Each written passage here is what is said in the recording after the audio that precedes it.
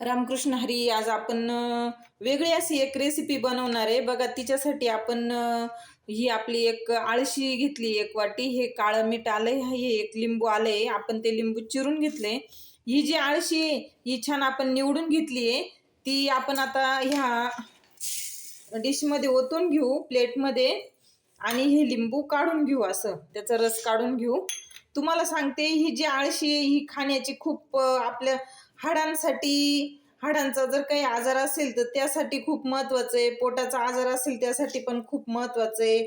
आपण एक प्रकारे हा मुखवासच बनवतोय बरं का आळशीचा. तर ते पोटाला, हाडांना खूप महत्वाचं आणि गुणकारी. यातून आयर्न, कॅल्शियम, प्रोटीन, प्रथिने सगळ्या प्रकारचं सगळं भेटतं ह्या आळशीमध्ये.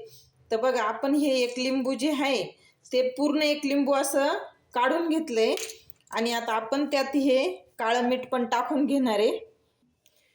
हे काळं मीठ आपण बारीक करून यात टाकून घेऊ लिंबाच्या रसामध्ये. आणि हे आपलं सेंधव मीठ आहे, हे अगदी प्रमाणात दोघं मिक्स करून घेऊ छान. तर तुम्हाला सांगते मी, आळशीचे खूप गुणकारी फायदे आहेत. तर ती आळशी आपण खायलाच पाहिजे. असं पण खाल्ल्या जात नाही आपल्याकडून. तर आपण आज त्या आळशीचा मुखवास बनवणार आहे बघा. हे जे लिंबाचं पाणी आहे, हे लिंबू पाणी आणि मीठ, सेंधव मीठ आणि काळं मीठ, हे छान असं दोघं मिक्स करून घेऊ. आणि झालंय आपलं, बऱ्यापैकी वितळलंय, मिक्स झालंय. आता आपण यावर असं ओतून घेऊ या आळशीवरती. आणि दोघं एकजीव करून घेऊ व्यवस्थित. आपण हे आता हातानेच करून घेतलं, कारण ते चमच्याने काय व्यवस्थित एकजीव होत नव्हतं बघा. आता एक पूर्ण असं एकजीव झालंय. आता आपण हे असंच पूर्ण एक 10 ते 15 मिनिटं अशीच ही आळशी आपण झाकून ठेवणार आहे. आता बघा ही कशी चिकट झाली. अगदी 10-15 मिनिटाच्या नंतर ती छान सुकून, ते जे लिंबाचं पाणी आहे, मिठाचं आणि लिंबाचं पाणी, ते पूर्ण त्या आळशीमध्ये मुरणार आहे.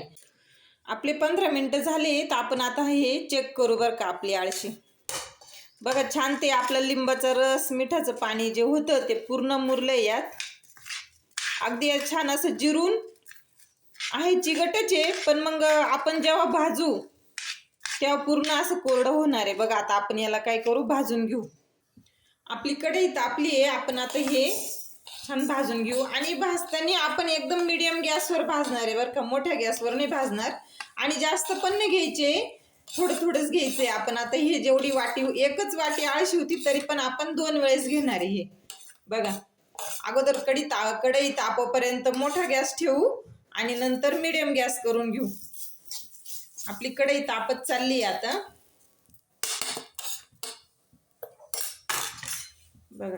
आळशी खाण्याचे खूप खूप म्हणजे खूपच फायदे राहतात बरं का. पोटाचा असो, आपल्या हाडांचा असो.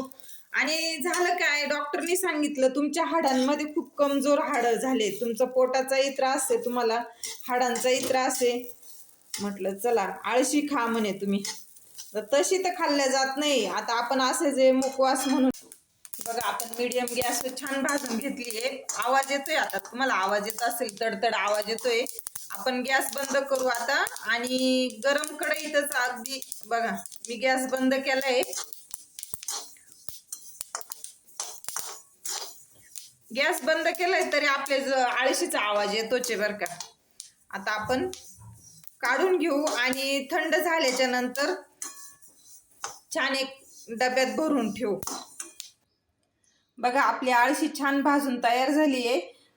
तुम्ही पण अशी आळशीचा मुखवास नक्की बनवा, खा आणि मला लाईक करून सांगा.